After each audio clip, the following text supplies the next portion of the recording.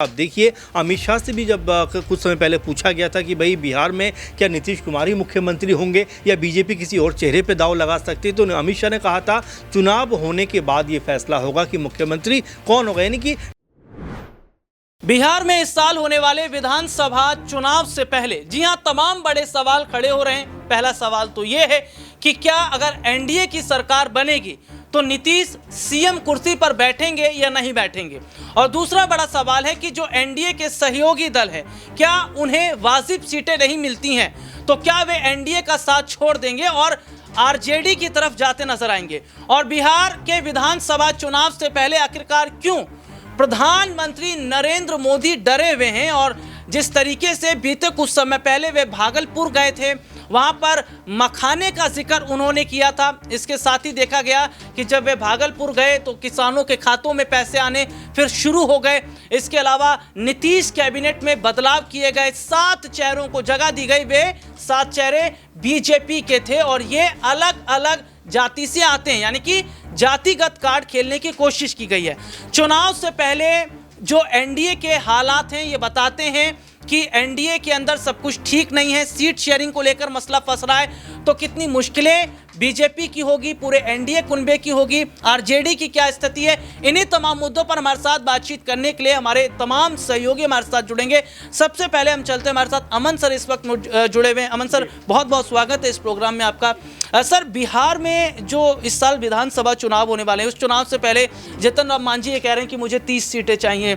चिराग पासवान को भी दिल्ली में 1 सीट दी गई, झारखंड में 1 सीट दी गई और वो भी चाह रहे हैं कि बिहार में ज़्यादा सीटें मिले, लेकिन बीजेपी अभी खुलकर कुछ नहीं कह रही है।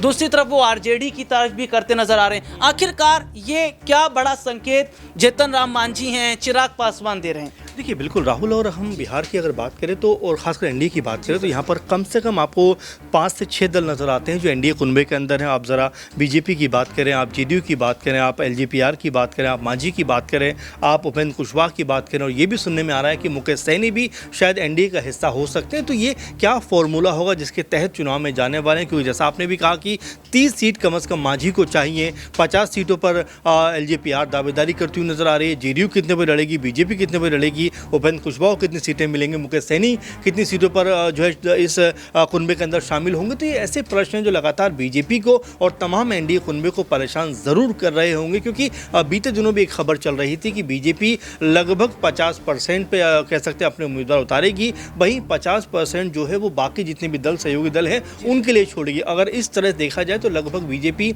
120 या 25 सीटों पर नजर आएगी। बाकी की जो सीटें बचती हैं 120-22 के आसपास, उस पर तमाम जितने दल हैं, चाहे आप जेडीयू की बात करें, चाहे एलजेपीआर की बात करें या उपेंद्र कुशवाहा की बात करें, मांझी की बात करें, ये सब लोग वहाँ पर नजर आएंगे। तो मुश्किल होगा कि यहाँ एनडीए कुनबे के लिए कि भाई किस तरह सीटों को बांटा जाए, क्योंकि महाराष्ट्र में जो कुछ हुआ वो नीतीश कुमार अच्छे से देख रहे हैं, एलजेपीआर भी देख रही है कि कहीं ऐसा ना हो कि बीजेपी ज़्यादा सीटों पर चुनाव लड़े, ज़्यादा सीटें जीतने के बाद कहीं हमें साइडलाइन ना कर दे। इसीलिए आप देख रहे हैं कि निशांत कुमार लगातार ये बात कह रहे हैं कि भाई मेरे पिता को अभी आप आने वाला मुख्यमंत्री घोषित करिए ताकि एकनाथ शिंदे की तरह उनका हशर ना हो। इसी बात को लेकर आप देखिए, चाहे चिराग पासवान की बात करें, वो भी कहीं ना कहीं ये बात कहते हुए नजर आते हैं कि अगर उनको मौका मिलेगा तो वो भी कमान संभालते हुए नजर आएंगे। सर, एक सवाल मेरा रहेगा कि तेजस्वी यादव ने हाल ही में कहा था कि नीतीश कुमार जो है एक थके हुए मुख्यमंत्री हैं, थके हुए सीएम हैं, और बिहार की जनता को कौन सा सीएम चाहिए, थका हुआ मुख्यमंत्री चाहिए या उन्हें वो मुख्यमंत्री चाहिए जो बिहार को विकास दे सके, बेहतर शिक्षा रोजगार को लेकर काम कर सके। तो बिहार में सर क्या माना जाए कि जिस तरीके से अभी हाल ही में कुछ सर्वे सामने आए थे जिसमें बिहार में जनता की पहली पसंद सीएम के तौर पर तेजस्वी यादव थे और दूसरे स्थान पर अगर बहुत कम आंकड़ा 17-18% रहा है वे नीतीश कुमार का रहा है, और दूसरी तरफ ये भी देखा जा रहा है कि नीतीश कैबिनेट में ही 7 चेहरों को जगह दी गई, वे भी बीजेपी के। तो नीतीश का जो राजनीतिक कद बीजेपी ने घटाया है, क्या ये संकेत देने की कोशिश की जा रही है कि नीतीश कुमार जो है वे सीएम पद के लायक वाकई नहीं है और बीजेपी कोशिश भी ये कर रही है कि नीतीश कुमार को थोड़ा कम करते हुए अपना राजनीतिक कद वहां बढ़ाया जाए। देखिए, बिल्कुल कुछ दिनों पहले आपको याद होगा कि विजय सिन्हा जो बीजेपी के नेता हैं, उप मुख्यमंत्री भी हैं, उन्होंने एक बात कही थी कि बिहार का विकास जब तक पूर्ण रूप से नहीं होगा, जब तक यहाँ पर बीजेपी का मुख्यमंत्री नहीं होगा। अब इससे ये समझ में आता है कि बीजेपी भी चाहती है नीतीश कुमार से अब आगे की तरफ देखा जाए और खासकर बीजेपी का मुख्यमंत्री यहाँ पर स्थापित होता हुआ नजर आए। क्योंकि आप देखिए, अमित शाह से भी जब कुछ समय पहले पूछा गया था कि भाई बिहार में क्या नीतीश कुमार ही मुख्यमंत्री होंगे या बीजेपी किसी और चेहरे पर दाव लगा सकती है, तो अमित शाह ने कहा था चुनाव होने के बाद ये फैसला होगा कि मुख्यमंत्री कौन होगा। यानी कि नीतीश कुमार के नाम पर बीजेपी फिलहाल कह सकते हैं बड़ी बयानबाजी तो नहीं कर, लेकिन ये जरूर कहा जा रहा है कि नीतीश कुमार बीजेपी की पहली पसंद नहीं है। और जिस तरह से आपने सर्वे का हवाला दिया, जाहिर बात है कि अगर इंडिया गठबंधन की तरफ देखा जाए तो यहाँ पर तेजस्वी यादव एक बड़ा चेहरा जरूर है। और जब इंडिया गठबंधन बना था उस समय भी ये बात कही जा रही थी राहुल की यहाँ नीतीश कुमार जो है वो पीएम बनने की तरफ जा सकते हैं और तेजस्वी यादव बिहार के मुख्यमंत्री बन सकते हैं। हो सकता है कि आने वाले दिनों में नीतीश कुमार को एक बार फिर पलटी मारते हुए नजर आ जाएं, क्योंकि इंडिया गठबंधन में देखा जाए तो मुख्यमंत्री पद को लेकर फिलहाल कोई लड़ाई नजर नहीं आती, चाहे कांग्रेस पार्टी हो, चाहे वाम दल हो या फिर मुकेश सहनी हो या और भी तमाम दल इनके साथ हो। सब लोग एक सुर में यही बात कह रहे हैं कि भाई तेजस्वी यादव हमारे नेता हैं, अगर हम सत्ता में आते हैं तो मुख्यमंत्री वही बनेंगे। लेकिन अगर एनडीए कुनबे की बात की जाए तो वहां पर स्थिति स्पष्ट नहीं है, क्योंकि चिराग पासवान भी कहीं ना कहीं ये मंशा रखते हैं कि वो मुख्यमंत्री बने, नीतीश कुमार मुख्यमंत्री बनना चाहते हैं, ये बात की छुपी हुई नहीं है। उनके बेटे की लगातार बयानबाजी सामने आ रही है। तो ये कई ऐसे चेहरे हैं जो लगातार मुख्यमंत्री पद की रेस में हैं, इसीलिए यहाँ पर ज़्यादा प्रॉब्लम क्रिएट होती हुई नजर आ रही है। बहुत बहुत शुक्रिया सर आपका। और देखिए, जिस तरीके से सर ने विस्तार से बताया कि बिहार विधानसभा जो चुनाव है उससे पहले एनडीए के अंदर जो हालात खराब हैं या जो सियासी स्थितियां हैं वे एनडीए की सबसे ज़्यादा खराब होती नजर आ रही है। हालांकि ये बड़ा सवाल ज़रूर रहेगा कि प्रशांत किशोर ने जो बयान अभी हाल ही में दिया था कि आने वाले वक्त में ज़रूर देखिएगा नीतीश कुमार आरजेडी के साथ जाते नजर आएंगे। तो क्या अगर नीतीश आरजेडी की तरफ जाते हैं तो इससे बिहार में जो सियासी स्थितियां वे बदलती नजर आएंगी? इसी मुद्दे पर हमारे साथ बातचीत करने के लिए हमारे खास सहयोगी अब्बास भाई इस वक्त हमारे साथ जुड़े हैं। और अब्बास भाई, बहुत बहुत स्वागत है इस प्रोग्राम में आपका। अब्बास भाई, बिहार में चुनाव से पहले प्रशांत किशोर का एक बयान आना कि देख लीजिए आने वाले समय में नीतीश जो है वे फिर आरजेडी की तरफ जाते नजर आएंगे, और दूसरी तरफ एनडीए में जो सीट शेयरिंग का मामला है, जो उनके सहयोगी दल हैं जो सीट मांग रहे हैं उस पर बीजेपी हामी नहीं भर रही है। तो क्या जो बड़ा नुकसान है वे बिहार चुनाव से पहले एनडीए को होता नजर आ रहा है?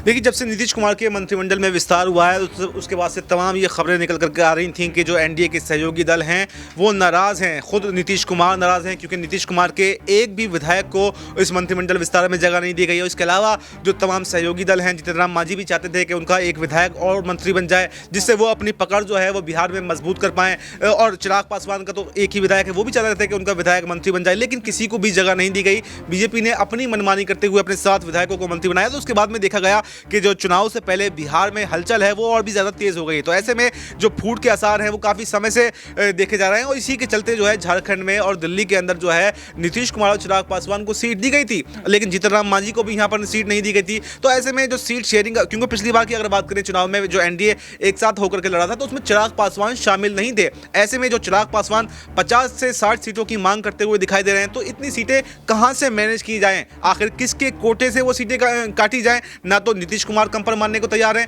और ना ही बीजेपी चाहती है कि कम सीटों पर चुनाव लड़े, क्योंकि बीजेपी तो खुद ये चाहती है कि अपना मुख्यमंत्री बिहार के अंदर बनाए, क्योंकि खुद उनके प्रदेश अध्यक्ष जो हैं दिलीप जायसवाल वो कह चुके हैं कि सही मायनों में अटल जी को श्रद्धांजलि तब मिलेगी जब बिहार के अंदर बीजेपी का सीएम होगा। तो तमाम तरीके से अगर देखा जाए तो पेच जो है सीट शेयरिंग पर फंसता हुआ जरूर नजर आ रहा है। 50 से 60 सीटें मैनेज करना बीजेपी के लिए बहुत ज्यादा मुश्किल यहाँ पर बिहार के अंदर होता हुआ दिखाई दे रहा है। तो ऐसे में अब ये देखा जा सकता है कि बिहार में जो एनडीए के सहयोगी दल हैं वो यहाँ पर एनडीए का साथ छोड़ सकते हैं और आरजेडी का रुख कर सकते हैं। जी, बहुत बहुत शुक्रिया अब्बास भाई आपका। और देखिए, वाकई ये बात कही जा रही है कि एनडीए के जो सहयोगी दल हैं वे अगर एनडीए का साथ छोड़ते हैं और आरजेडी की तरफ जाते हैं तो क्या इसका बड़ा फायदा बिहार के विधानसभा चुनाव में आरजेडी को होता नजर आएगा? और सवाल ये भी है कि अगर एनडीए की सरकार बनी और नीतीश सीएम चेहरा नहीं रहते हैं तो फिर नीतीश का अगला कदम क्या रहेगा? फिलहाल आज के इस प्रोग्राम में इतना ही। फिर आपसे दोबारा मुलाकात होगी। देश और दुनिया से जुड़ी तमाम बड़ी खबरों को देखने के लिए बने रहिए हमारे साथ।